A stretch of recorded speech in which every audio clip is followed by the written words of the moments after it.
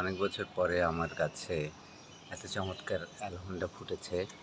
এর আগে প্রচুর ঝরেছে, ফুটেছে। এই বছরেই সবচেয়ে বেশি অ্যালমন্ডা ফুটেছে এই গাছে।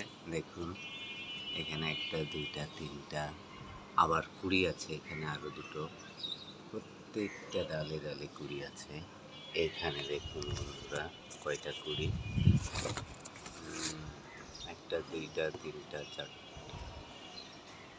5টা 6টা কুড়ি আছে ওটার মধ্যে। আবার এই যে এখানে একটা ফুটেছে একটা, আবার কুড়িও আছে নিচে। 3টে 4টা কুড়ি আছে ওখানে। আবার এটাতে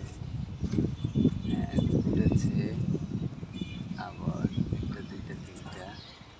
তারপরে এখানে ভেতরে কুড়ি আছে।